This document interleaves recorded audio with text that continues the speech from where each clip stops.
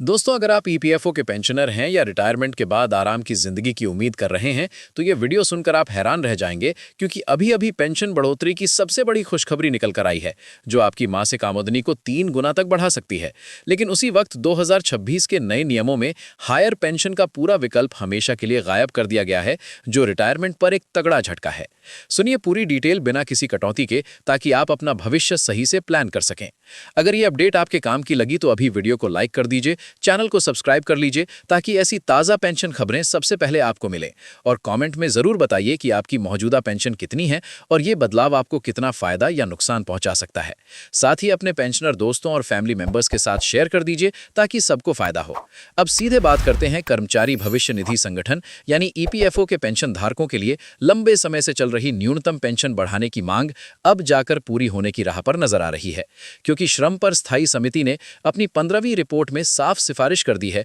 कि वर्तमान में हर महीने सिर्फ 1000 रुपए की न्यूनतम पेंशन दी जा रही है, जो आज के समय में पूरी तरह अपर्याप्त और गरिमाहीन साबित हो रही है।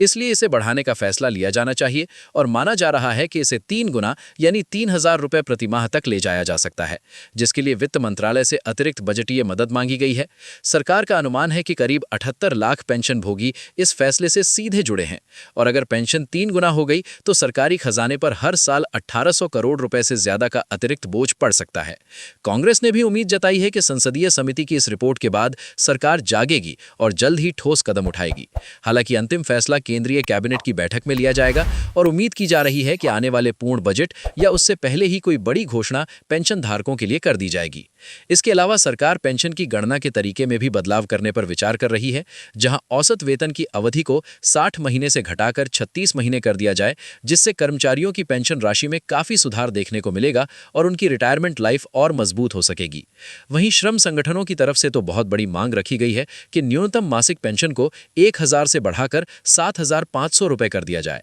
क्योंकि आज के महंगाई के इस दौर में 1000 रुपए भोजन, दवा और चिकित्सा खर्च जैसी बुनियादी जरूरतों को पूरा करने के लिए बिल्कुल पर्याप्त नहीं है। संगठनों का कहना है कि पेंशन को महंगाई भत्ते से जोड़ दिया जाए ताकि समय के साथ बढ़ती कीमतों के हिसाब से राशि अपने आप बढ़ती रहे, ठीक वैसे ही जैसे सरकारी कर्मचारियों को यह सुविधा मिलती है और निजी क्षेत्र के ईपीएस 99 पेंशन भोगियों को भी यही लाभ दिया जाना चाहिए ताकि हर कोई सम्मानजनक जीवन जी सके। तो कुल मिलाकर न्यूनतम पेंशन 1000 से 3000 रुपए तक बढ़ने की पूरी संभावना है और ये अपडेट हाल ही में सामने आया है, जिससे लाखों परिवारों को राहत मिलने वाली है। लेकिन दोस्तों, इसी के साथ एक दूसरी बड़ी खबर भी है जो रिटायरमेंट प्लानिंग करने वालों के लिए बड़ा झटका साबित हो सकती है, क्योंकि ईपीएस योजना के तहत 2026 के नए ड्राफ्ट नियमों में वो विवादित क्लॉज पूरी तरह हटा दिया गया है जो कर्मचारियों को हायर सैलरी के आधार पर ज्यादा पेंशन चुनने का विकल्प देता था। कर्मचारी भविष्य निधि संगठन के सेंट्रल बोर्ड ऑफ ट्रस्टीज ने इन नए नियमों को मंजूरी दे दी है और आधिकारिक दस्तावेज में इसे अप्रासंगिक बताकर निकाल दिया गया है।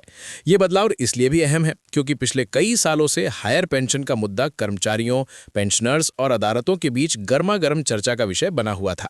ईपीएस 99 के पैरा 11 के चौथे हिस्से में पहले एक प्रावधान था जो कर्मचारियों और नियोक्ताओं को संयुक्त विकल्प देकर 15,000 रुपए की वेतन सीमा से ज्यादा सैलरी पर योगदान करके अधिक पेंशन हासिल करने की छूट देता था। ये क्लॉज 2014 में संशोधन के समय जोड़ा गया था और उस समय कहा गया था कि कर्मचारी और नियोक्ता 1 साल के अंदर ज्वाइंट ऑप्शन देकर इस विकल्प का फायदा ले सकते हैं। लेकिन अब 2026 के नए नियमों में ये पैराग्राफ शामिल नहीं किया गया, क्योंकि ईपीएफओ के अनुसार ये प्रावधान सिर्फ समयबद्ध था और उसकी 1 साल की समय सीमा बहुत पहले ही खत्म हो चुकी थी, इसलिए इसे अप्रासंगिक मानकर हटा दिया गया है।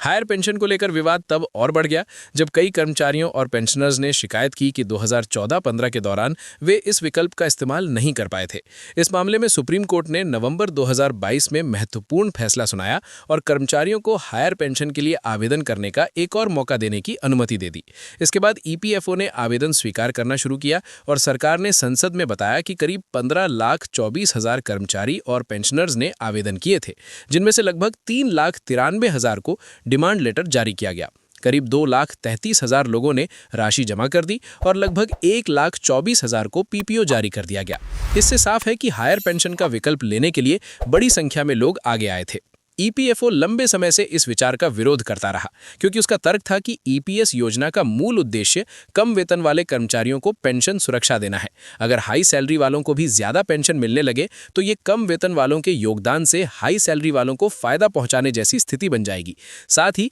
एम्प्लॉयर्स पेंशन फंड में एक्चुरियल डिफिसिट यानी वित्तीय घाटे की समस्या भी बढ़ जाएगी। दिलचस्प बात यह है कि 2026 के नए नियमों में क्लॉज हटने के बावजूद एक संबंधित व्यवस्था अभी भी मौजूद है, जहां ईपीएफओ प्रोविडेंट फंड स्कीम के नियमों में प्रावधान है कि कर्मचारी और नियोक्ता लिखित अनुरोध देकर वेतन सीमा से ज्यादा सैलरी पर योगदान कर सकते हैं। इसके अलावा एडिशनल वॉलंटरी कंट्रीब्यूशन का भी विकल्प है, हालांकि इसमें नियोक्ता पर अतिरिक्त योगदान की कोई बाध्यता नहीं होगी। एक्सपर्ट्स का कहना है कि पहले से स्वीकृत या प्रक्रिया में चल रहे मामलों पर सुप्रीम कोर्ट के फैसले और ईपीएफओ की मौजूदा प्रक्रिया के अनुसार ही फैसला होगा। लेकिन भविष्य में हायर पेंशन के विकल्प को लेकर नियम किस तरह लागू होंगे, इस पर अभी स्थिति पूरी तरह साफ नहीं हुई है। तो दोस्तों, कुल मिलाकर पेंशन धारकों के लिए न्यूनतम पेंशन बढ़ने की अच्छी खबर है, जो आपकी जिंदगी को थोड़ा आसान बना सकती है। लेकिन हायर पेंशन का विकल्प बंद होने से कई लोगों को निराशा भी हो सकती है। अगर आपने ये पूरी जानकारी ध्यान से सुनी है तो कमेंट में अपना अनुभव जरूर शेयर करें कि क्या आप हायर पेंशन का विकल्प पहले ले चुके हैं